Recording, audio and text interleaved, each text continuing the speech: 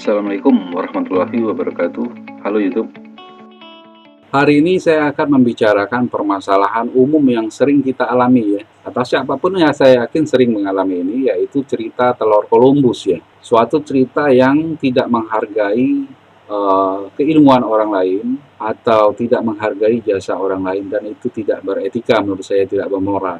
Jadi ceritanya singkat saja, kurang lebih begini cerita Columbus, yaitu suatu saat Columbus dikelilingi oleh orang dalam suatu meja, lalu Columbus entah itu memberikan teka-teki atau mendapat pertanyaan, saya lupa ceritanya, tapi kurang lebih bahwa Columbus memberikan permasalahan teka-teki gimana cara membuat telur ini berdiri ya. Jadi membuat telur berdiri seperti ini tentu akan susah sekali ya, atau tidak akan terjadi. Lalu semua orang mencobanya. Semua orang mencoba mendirikan telur itu, membuatnya berdiri, dan semuanya tidak bisa. Lalu Columbus coba mengetok tok dan sedikit retak kan di bawah ini, lalu telurnya bisa berdiri.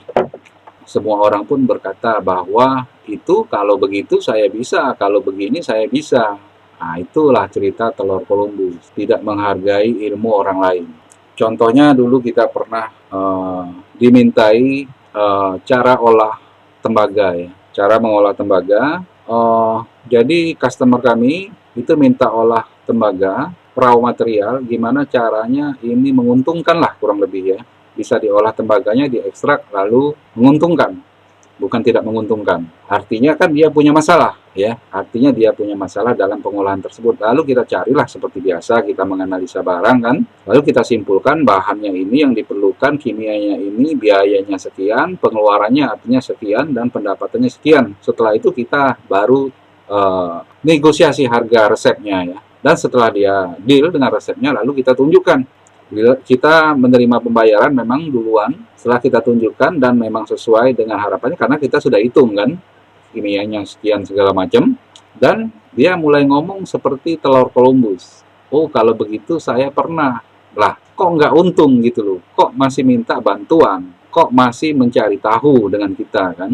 Nah gitu. Terus ada lagi misalnya, ada seseorang misalnya yang ingin membeli peleburan. Pak, saya nih punya masalah dalam peleburan, melebur rhodium misalnya. Paling nggak saya perlu di 2000-an derajat. Oke, kita cek, coba kita pastikan bahannya, kita lebur, dan bisa dilebur. Bahkan kita berikan testimoni yang lebih dari itu, yaitu kita lebur tungsten di atas 3000 yang jelas ya. Jadi tungsten kan juru kunci jadi. Nah, tungstennya bisa terlebur. Misalnya kita pastikan, Pak, harganya sekian, misalnya 10 juta misalnya. Biaya operasionalnya, kelistrikannya sekian. Area yang bisa dilebur atau crucible-nya itu misalnya di 4 kali 1 cm, itu positif bisa dilebur. Walaupun wadahnya lebih besar, kita misalnya pastikan di 1 cm saja. Nah, setelah semuanya jadi dibeli, setelah melihat barangnya, oh kalau ini saya bisa, oh kalau ini saya tahu alatnya, oh kalau ini begini, oh ini saya tahu spare part-nya. Nah, itu mau memakai cuman modalnya aki, cuman modalnya kabel, cuman modalnya ilko, itu nggak perlu ditarik perhitungan ke masalah yang seperti itu. Kan judulnya itu kita tuh memintanya itu kan peleburan di atas 2000 misalnya, dan itu sudah terwujud, terbukti. Nah, kenapa kita komplain dengan permasalahan alat? Dan misalnya bahkan kita berani memberikan jaminan, misalnya barangnya rusak bisa dibetulin misalnya kan, atau apalah. Intinya akhirnya mengeluarkan statement yang kurang beretika atau kurang bermoral. Menurut saya begitu. Jadi begitulah jadi cerita telur Columbus ini banyak sekali, khususnya orang-orang di Indonesia ini yang seperti itu. Nah, cerita-cerita ini dalam masalah umum, bahkan dalam permasalahan cuma emas ini saja, bahan pengolahan emas itu kan itu-itulah. Coba Anda main ke forum di Kanada, forum di Amerika, forum-forum pengolahan emas ya, bahannya itu-itulah. Cuman nitrat, cuman HCl, cuman sulfat, cuman cyanida, cuman Hg. Nah, bahannya berkutat di situlah, nggak banyak bahannya. Tetapi kan metode, strategi, bahan itu bisa bermacam-macam. Mengolah suatu bahan bisa berbeda dengan bahan yang lain. Strateginya bisa berbeda, atau memang variabelnya memang bisa berbeda.